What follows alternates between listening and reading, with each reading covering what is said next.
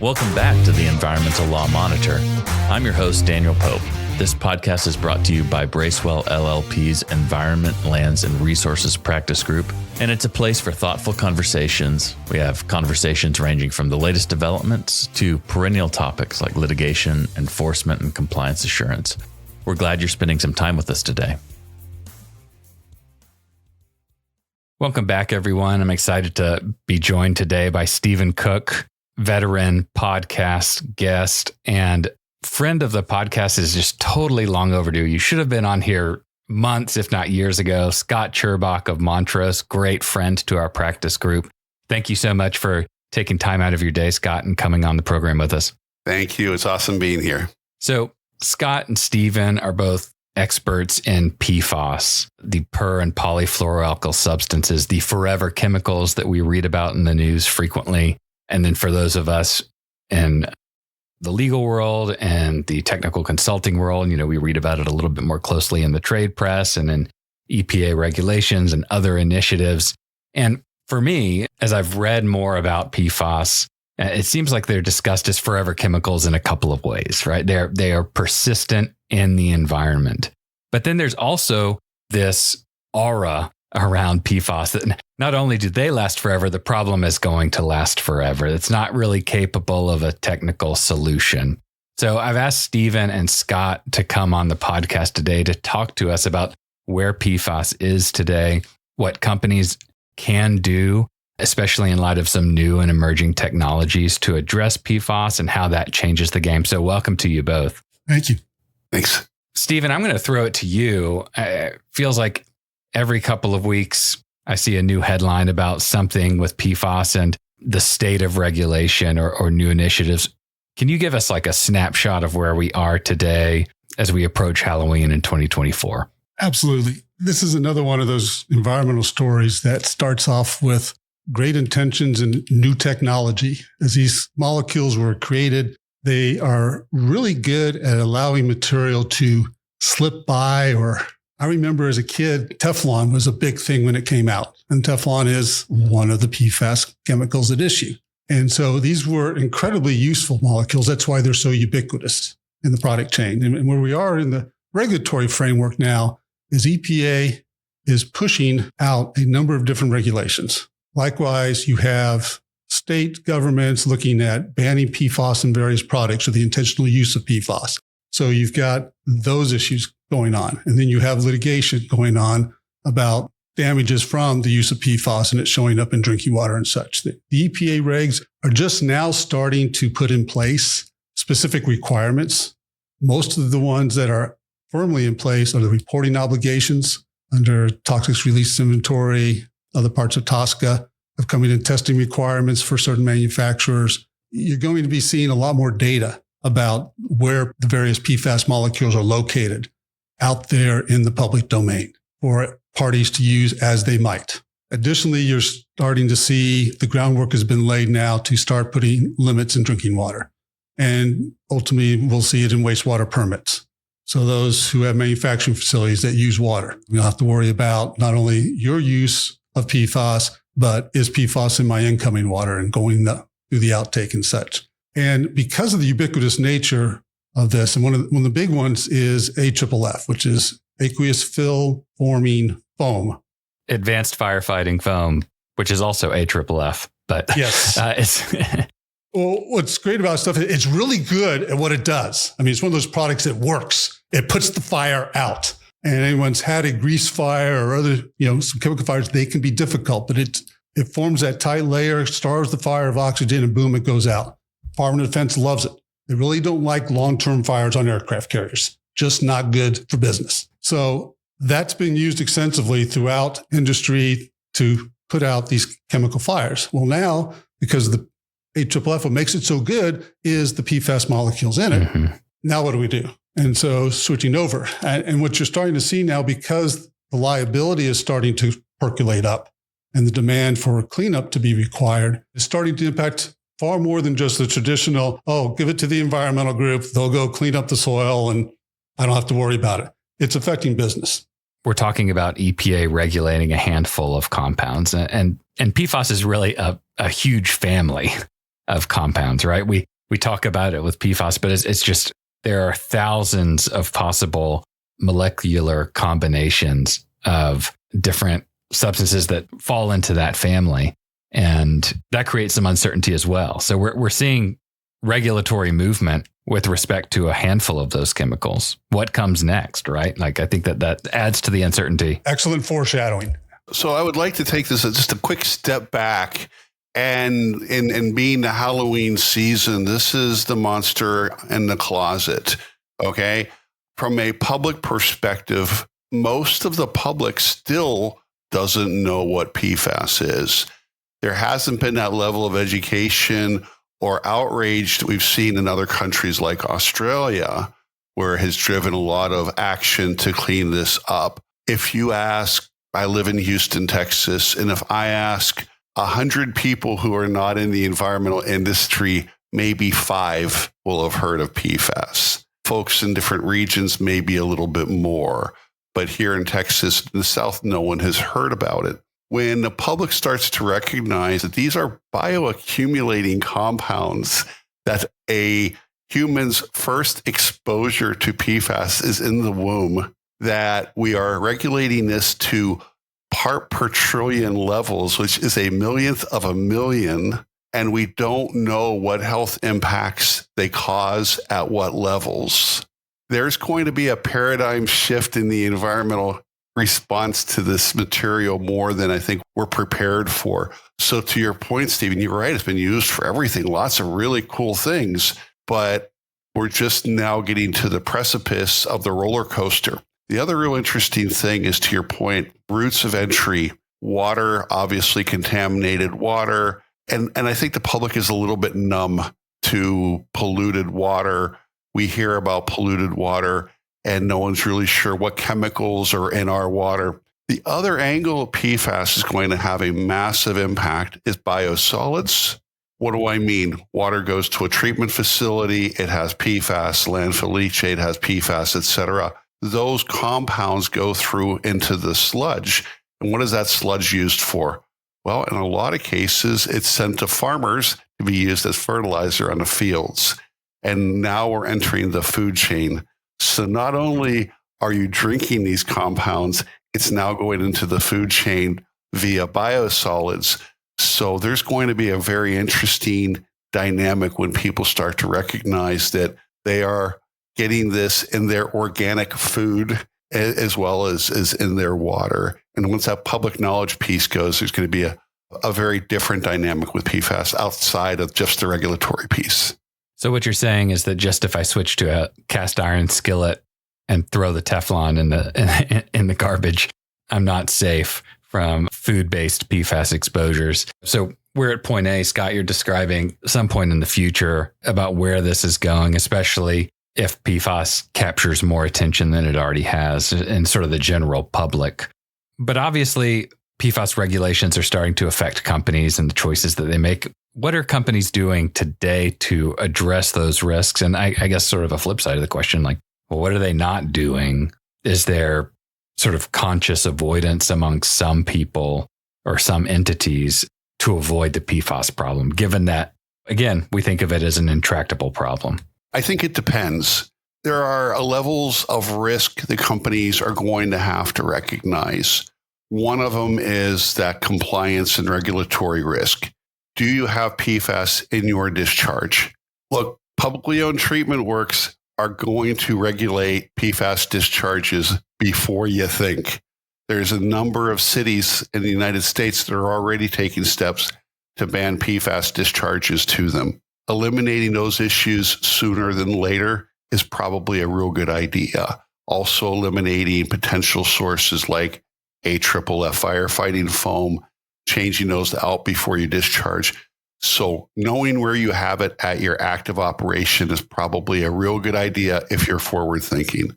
If you're already under a cleanup corrective action type of scenario, you might want to also start looking for it to get ahead of it. That's going to be a situation of pay me now or pay me later, and being proactive might make a whole lot of sense. Steve, I don't know about you. I don't know that I would start digging holes and looking for a problem if I didn't have a good reason to know that I had a problem. This is an interesting aspect of it. In my early days of my career, I used to use the phrase, no sample should be taken before it's time. Yet you waited until you were ready for the answer and going to do something about it.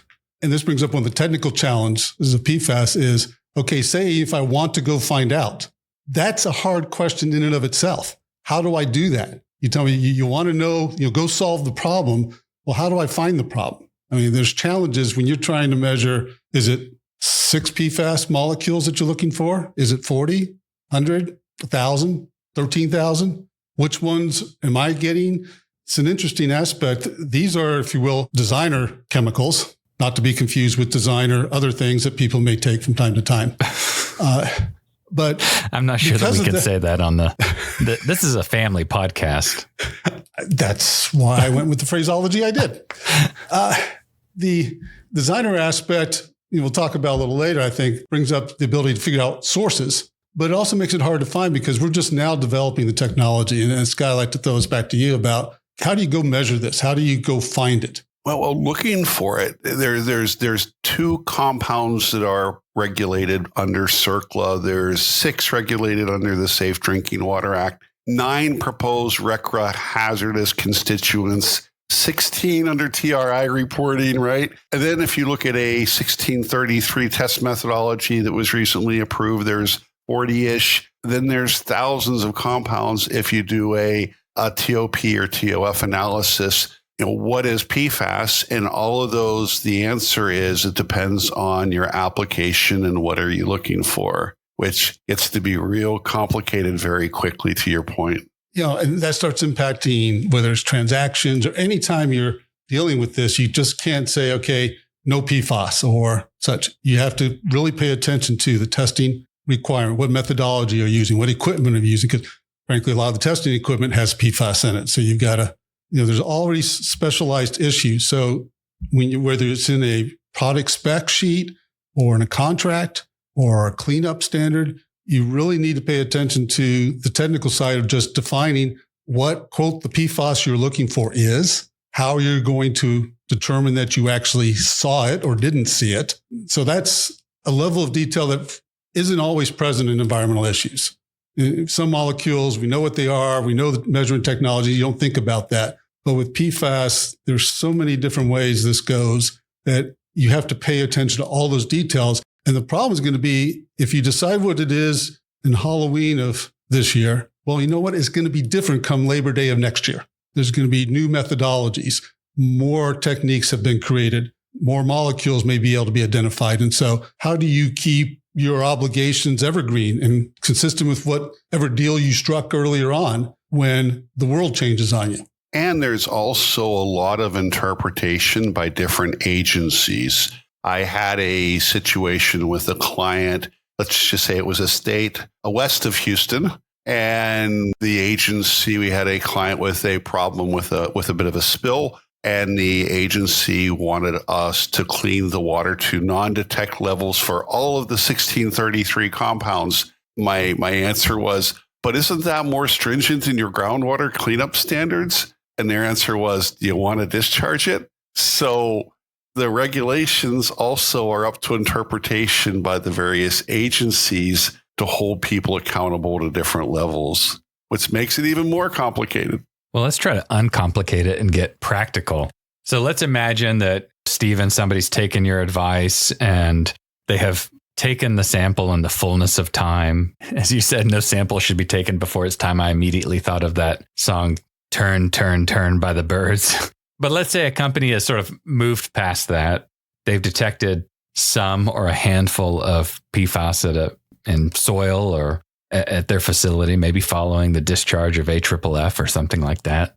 What technologies actually can help them remediate that contamination? Or what do the next steps look like for a company like that? Is this just going to be a money pit? Are there new technologies that are coming out there that help companies do that and in a cost-effective manner that also meets the objective of the cleanup? And what are those?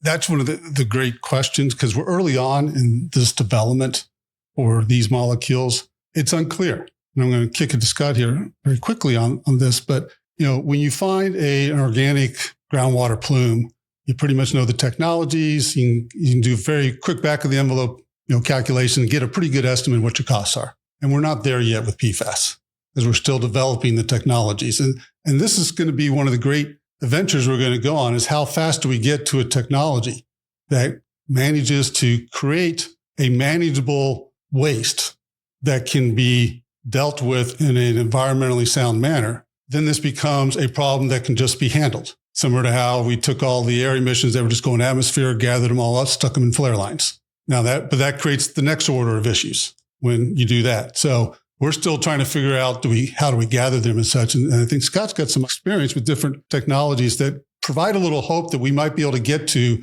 a reasonable approach to dealing with these molecules. Really, Steve, to your point, because of the chemical and physical properties of PFAS compounds, traditional soil and groundwater remediation technologies like soil vapor extraction or bioremediation just aren't effective. For water contamination and water plumes, some of the traditional technologies will work to some extent. Things like activated carbon will remove PFAS from groundwater. Problem becomes, what do you do with the waste? Is there enough carbon on the planet? And then what do you do with that waste material if you send it to a landfill? What happens? Will it just go to the leachate? So, Scott, I have to interrupt. Is there a great business opportunity here to go capture all the CO2 and turn it into activated carbon filters and grab the PFAS? Is that where I make the $1 billion? I love that idea. I love that idea. I mean, I use with my students that if you capture the ozone in Houston and send it up to the stratosphere to fix the ozone hole, there's your $1 billion savings. So anyway, sorry for the aside, but back to your technologies. All I was getting to is there are new technologies being developed: regenerable ion exchange resin, foam fractionation. The answer is going to be a combination of different technologies, but we just have to start looking at the problem differently and also recognize this isn't just a few chemical plants like traditional chemical exposure or BTEX under a gas station. This is literally every landfill in the country. It's literally every industrial complex in the country. It's in farmer fields. So it's in 99% of all living things. So how low do we want to clean up to and how many sources do we go after is going to be the real question. Because, Steve, I think this has a little bit of a different cleanup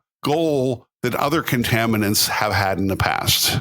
Yeah, you're looking at if you detect it, it's a problem, is where they're setting these numbers. Whereas everything else has always had some rational limit that somebody could point to a technology, you knew how to get there. And we're not there yet with PFAS. We were with the early numbers when they had 70 part per trillion as kind of the water criteria, but it wasn't an enforceable limit, but people could get there.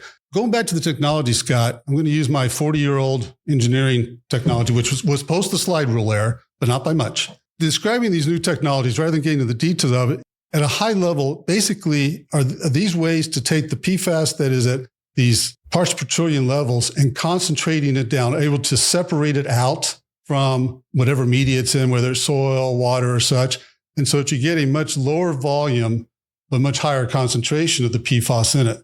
And then that's what you got to deal with as far as disposal or destruction. Is that a fair way to characterize them? Exactly. The technologies are used to break down the PFAS compounds. And remember, there's a whole family of compounds from 8-chain down to 2-chain PFAS compounds. To be able to mineralize all of these various compounds takes a lot of energy. Technologies like supercritical water oxidation are highly energy intensive. If you consider 7 part per trillion or nanograms per liter, imagine a hay bale the size of Madison Square Garden with 10 needles in it. The ability to destroy all that hay and capture 10 of those needles, energy is not feasible, but be able to take a magnet over the hay bales, pull out the needles, and then focus the energy on those 10 needles. That's where we're focusing right now. And I think that's going to be the solution, is super concentrating the PFAS after you're removing it from the water to be able to actively destroy it. I love that analogy because people wrap your hands around disposing of 10 needles. That's doable. We know how to do that. Put them in drums, whatever. You can stick them in a landfill may not even need to use the incinerator with the issues that has on the air emissions for the partial, combustion issues and such. So that's really kind of part of the hope here. If you're able to come up with those types of technology and implement them, when you talk about the energy usage of them, so I'm guessing what you're going to do is you're going to have this big, huge wind farm and solar panel farm with a data center on one side and a PFAS treatment system on the other side, using all of its self-contained energy. That's my other $1 billion idea for the clients today. Some of the other interesting technologies are on the sensing and sensor side. Currently, technologies to analyze for PFAS are utilizing some, HPLC and gas chromatograph, mass spectroscopy, by able to use sensors and quickly identify sources of contamination or the identification of PFAS compounds is also going to be an interesting development so that folks can have near real-time assessment of, I have a problem here or I don't have a problem here, which is something that's real exciting in the PFAS world. You can see whether it's municipalities and the wastewater treatment plants or private systems, but pushing up to those, to industry, to users of PFAS, those types of requirements to go test and determine. And in fact, we've talked about this, I think, in some other of our webinars and such, but in North Georgia, the carpet industry has a lot of PFAS in it in their manufacturing process. And what the environmental groups did is they sued, using the citizen provision, the municipality, not because the municipality is going to pay them millions of dollars, but the municipality in this discharge had the PFAS. But what their settlement was that they would institute a requirement for those industries discharging to them to go sample and find it and then get rid of it so that they could kind of ban it, if you will, from the municipal wastewater discharge. Because what it does for them, if it doesn't come to them, it doesn't end up in their biosolids. So the biosolids can end up on the farm. We don't have those issues. So they're using the citizen provision not as a moneymaker, but as a way to help the municipality create the program to go find. And in that case, it was very clear. It was a smaller city.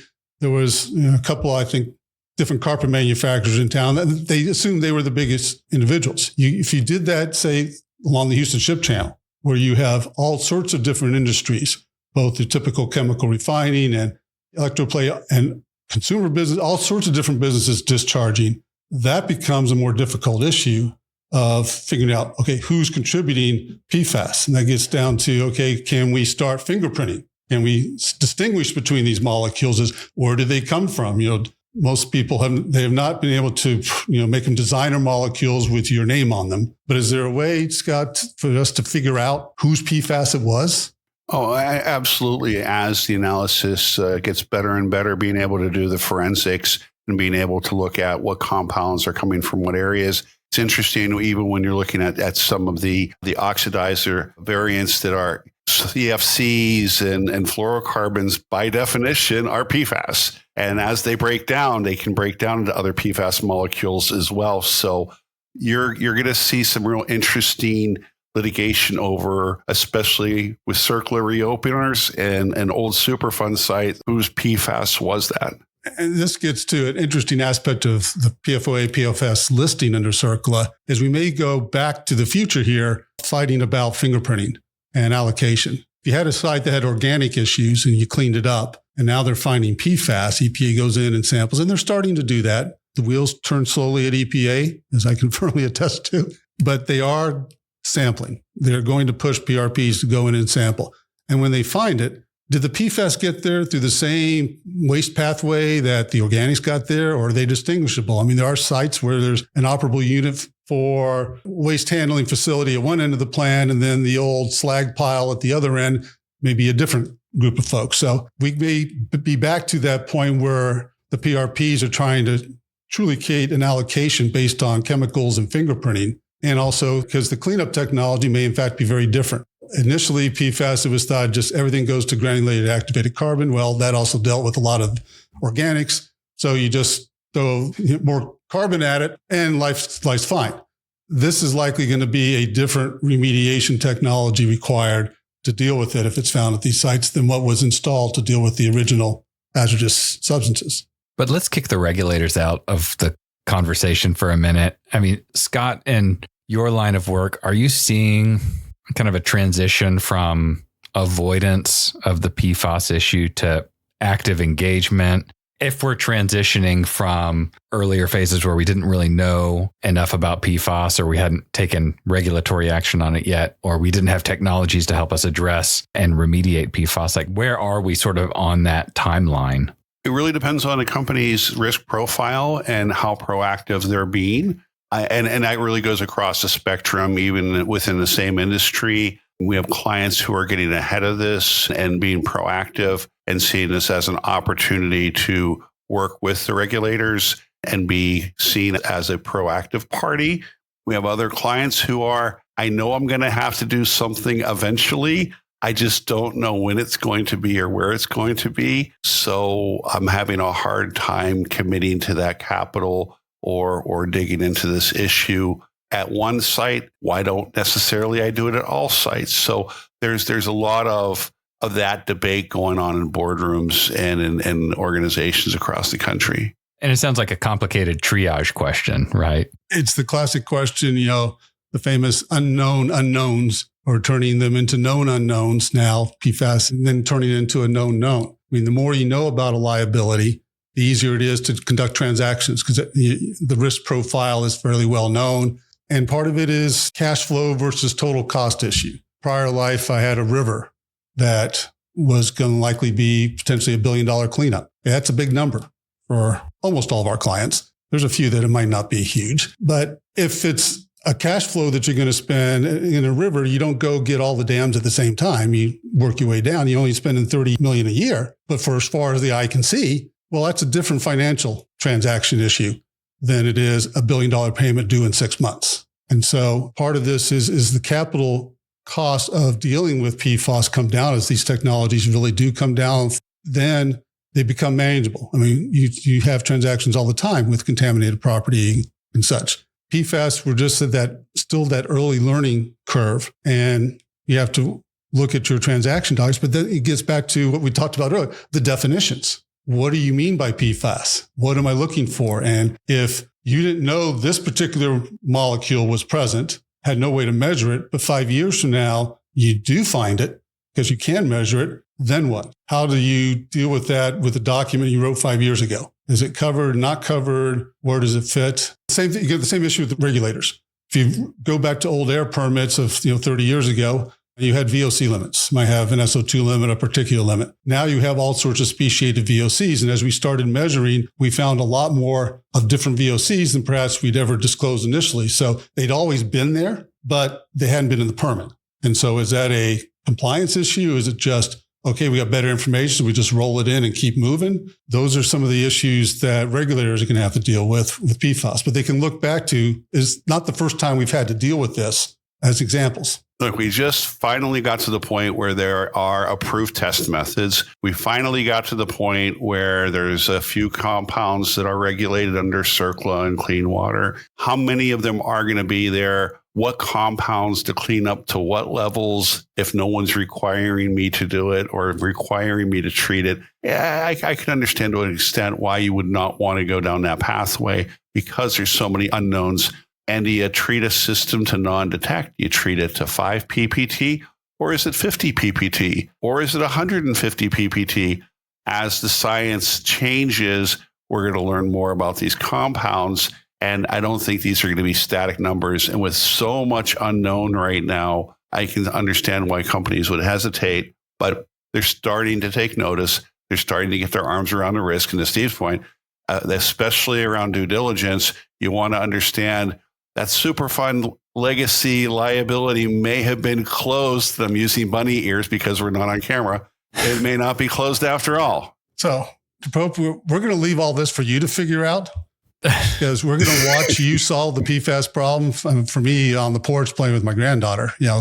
So you've heard this. What do you think of this? You're a little earlier in your career than us. How do you see this going? I don't know how I see it going. I think I love hearing that, technological help is on the way and that really brilliant people are putting their scientific and engineering know-how into addressing the problem, right? I think it's cool to see movement from, and I'm thinking like I should have made my own Halloween costume out of PFAS molecular diagram, right? Like that would be very niche, but maybe should have done that. But anyways, back to your question, it's interesting to think about, okay, well, we have the capability to address some of these issues today, right? For some compounds at certain costs. Maybe those costs are going to come down in the future, but we're in a fluid environment and existing standards, cleanup goals, those might change in the future, right? And thinking about how we can price in the costs of sampling and cleanup, and at the same time, try to negotiate the fact that this is all still emerging. It's an interesting challenge for sure. I'm still going to call you on your porch with your granddaughter, though, because I think if I've learned anything from this conversation, it's that, oh yeah, and I hope our clients take this away too. Call Stephen and Scott. So Daniel, I want to put one thing out there. It's not just industry, and I don't want to make industry as a bad guy. I'm from industry. They're my client. It's also the government. I have a friend who I'm not going to name, or he won't be my friend anymore, at the Department of Energy. And the government, according to him, believes that PFAS could be the second most significant financial liability the government has behind Social Security when you consider the global impact at military bases, Department of Energy facilities, et cetera. And there's opportunities for the Department of Defense and these government agencies to take a whole of government approach to solve this whole of national problem that's rather ubiquitous. And we still haven't seen, for the exact same reasons, what do we clean up to, at what levels, and which compounds? And oh my God, it's so big that everyone's a little bit frozen to take that first step, a fear of having to solve the entire universe. We have this problem of having perfection stand in the way of progress. And I love the Australian approach is, let's at least get started. Okay, that's a horrible Australian accent. We can edit that out. That's fine. Let's at least make progress here and fix 90% of the problem. And let's worry about the other 10% later. Let's at least get the biggest bang for the buck and stop the exposure in drinking water. And then we can polish the rest later. And it's just, that's a little bit of the frustrating part being on the inside, because the technology is there. Begin to make progress on the biggest pieces of the problem. Scott, I have to interject. DOE worrying about PFAS and DOD. The portfolio of PFAS in the government is huge, but comparing that to the cleanup from the Cold War and the plutonium and such, and the cost that they're spending at Savannah River and Hanford, it would be interesting. There's a betting pool for you this modern day. Which one's going to be more expensive in cleaning up the Cold War or cleaning up PFAS for the government? That is I don't know what the answer is going to be for that. My hope is I think the PFAS will be cheaper because I think the technology is going to get there. I would encourage particularly the younger lawyers who haven't lived through when PCBs became an issue. Mm-hmm. And we went through all that and went through MTB wars. And there's a number of different models to look at that PFAS has some similarities to it. I think we did an earlier webinar or something on that.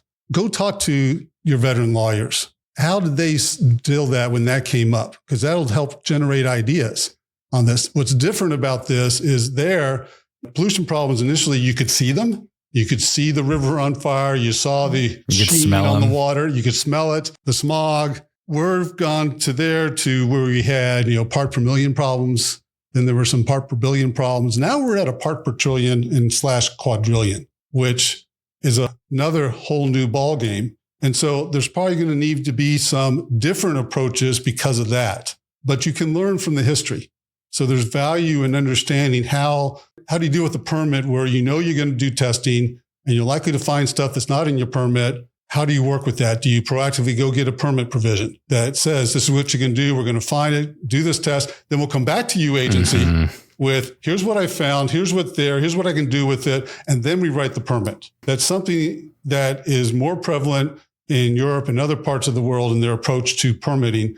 The US tends to, you've got to pick the number before you ever build it and hope you can get it right. But we may need a different approach than that. PFAS, that the initial approach is, look, let's go measure, let's see what's there, and then we figure out where's the technology, what's doable, what's practical, and then evolve over time as the technology improves, the methods improve and such. So there's some things to learn from history. All the answers aren't there, but they may be the generation of ideas come from those discussions with those who've kind of been through this before with other molecules. Well, I do know we're going to have to circle up in a few years to see what the state of technology is. Scott, we'll try to check in with you long before that. It's always a pleasure to visit with you and hear your insights and the perspective you bring as a non-lawyer. And we're all stuck in our legal world with the Code of Federal Regulations. Did you notice he gave like 3 different legal answers? It depends. It's dangerous. His initial answer to almost every question was, it depends. So he's been hanging around us lawyers long enough now that That's right. He's almost an honorary member. That's right. Well, we're glad to have him in the family. He would certainly increase the dignity of our profession dramatically should he ever join it. Absolutely. But thank you both for talking about PFAS, getting practical with it, thinking about where this is headed, talking a little bit about the technologies that companies can start to consider as they make those decisions about what to price in, what next steps to take, what next steps can we take, what should we take. Those are all complicated questions. And so it's great to spend time with 2 gentlemen who have thought a lot about those same questions and have some thoughts to share. Thank you both. That's it for us today at the Environmental Law Monitor. Big thanks to our guests, as well as Dorn, Emily, and the rest of our production team who helped to make this episode possible. And of course, thank you, our listeners, and we'll talk to you soon.